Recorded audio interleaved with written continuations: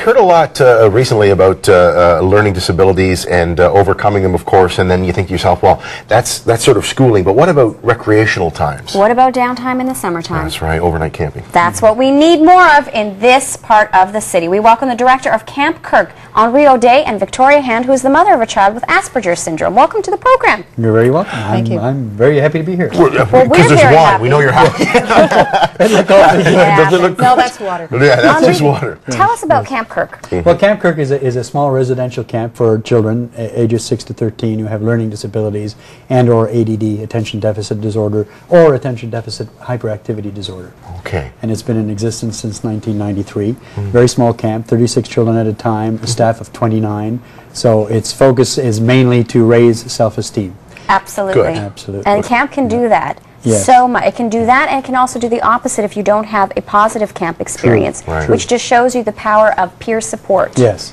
And that's Very, very important. children with disabilities often are isolated and don't have that peer activity. Exactly. Well, these children, because of their learning disability or their ADD or their ADHD, are children that have been called every name in the book, from lazy to stupid to dumb to, and they get to a point where they believe it, and so their self-esteem goes right down. And so our mission at Camp Kirk is to try to find their strength and focus on their strength and their abilities rather than their disability and just boost them like crazy. Well so done. Victoria, is this what happened with your family? Absolutely. We have a son, Robin, who's now 15.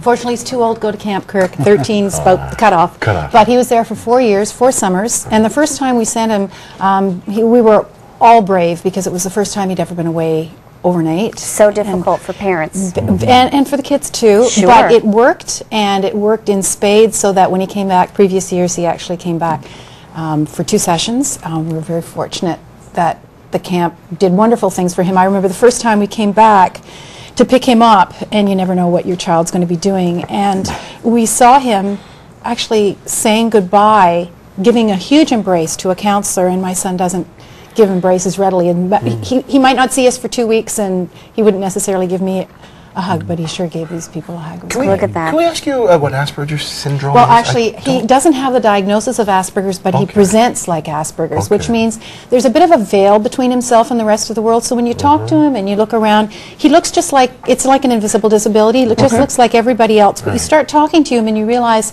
he really doesn't understand that I'm getting really bored with this conversation, and he continues to talk about something that is of interest to him. That's one aspect of that veil. He doesn't know how to make friends and keep friends. He just says things that he doesn't realize it makes people upset. The repercussions? Yeah, he doesn't understand the comments consequences, the social consequences of his behavior. Yeah. But here's a place for him to go where, hey, that's fine by us, and we have nearly a 1-to-1 ratio of campers with counselors. That's a very important part, I would imagine. It is a very important part indeed. But it's a difficult part too, because there's such a high number of staff for campers. It means you've got a high overhead. Yes. So constantly we are interested in having people help make donations to the camp. Absolutely. Because what we also try to do, Henri, you can talk about this, is we try to make the camp accessible to as many kids as possible. Very important. Every child who comes to Camp Kirk is subsidized to a fairly high degree, and but there are some, quite a number of them, and increasingly so every year, who require almost full subsidies.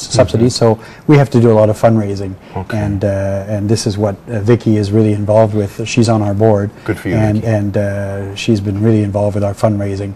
We have a major fundraiser in the fall here in Toronto, and we have I'm co-chairing that too. We have a CD, which I think you might have heard a track from. Well, which we're also going to play on- a track, because I want to hear the anthem of Camp Kirk. Well, those are basically songs that I've always sung at camp, and the it's a kids and the fundraiser. staff have asked me to record it, so I did. That's and wonderful. I did it as a fundraiser for the camp. So if you're interested, go to www.campkirk.com. Well, let's hear the songs and sing them. Here's Henri going to be singing for us. Actually, Anthony, I didn't know you played guitar. I would have brought my guitar. We could have had a little sing-song. jammed. Jam We session. could have jammed, absolutely. Let's take a little listen to the Nothing Camp like a Kirk camp anthem. jam. That's right. Nothing like a camp jam. It was always a measure of my self-esteem, 'cause the fastest, the strongest played shortstop and first, and the last ones they picked were the worst. I never needed to ask, it was sealed.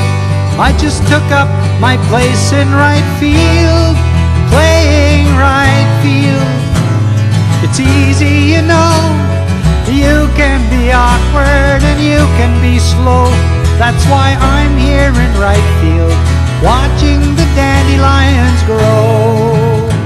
wonderful. Well, this is a song about a child who always gets relegated to off pretty to much. right field where the ball. Ends up in right field, and you know, because he has coordination issues and he can't throw well and he can't catch well and so on and so forth, and so forever he's put out in right field, and all of a sudden he has this big break and he catches the ball and wins the game for the team. So it's a feel-good story. That's the dream indeed. And that's what Camp Kirk's all about. I really like that. That's I a like great the message. look of the activities, because let's talk about what actually happens at this camp very 30 quickly before we go. seconds. Okay, well, we have lots of activities. One of our major activities is we have a challenge ropes course, as well as climbing walls, and so on. And for these kids, it's a great confidence builder. Empowerment, right? That's Excellent. right, exactly. And we have archery, and we have karate, martial arts, which is also a really big activity for these children to help them focus and so on. Concentration, Arts and crafts and self-discipline, drama, absolutely. That's expressive. wonderful. And singing, I'm guessing, too, as well, right? Yeah, That's we do a lot great. of singing. Give We me do a that lot of CD. singing. Yes. And the We swamp. do. And, oh yeah, the Bucky Monkey Swamp. Oh, I like the Bucky sound of Monkey that. Swamp? Bucky Bucky Monkey Monkey. Swamp. Bucky Monkey Bucky Swamp. is a beaver. It was it's a long story.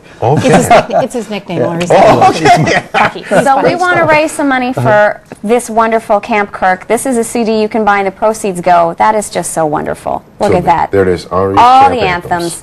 And www.campkirk is where you go to put your donations on there. We thank you so much, and we Fun wish one. you all the best of Thank luck. you for having me. Thanks. One more question. Where exactly is the camp located? Between Lindsay and Aurelia as the crow flies, Oh, just that's- outside of Kirkfield. That's a Beautiful. lovely, lovely area to be. Sure is. I'd like to go Congrats. there this weekend. I would myself. Thanks, guys. Enjoy I'm the heading summer. right back out Thank there. you. Yeah, I don't blame you. For more information or to make a donation, www.campkirk.com. Henri's right back there, hence the red face he's been driving. So wonderful. Tomorrow on the program, it's Friday already.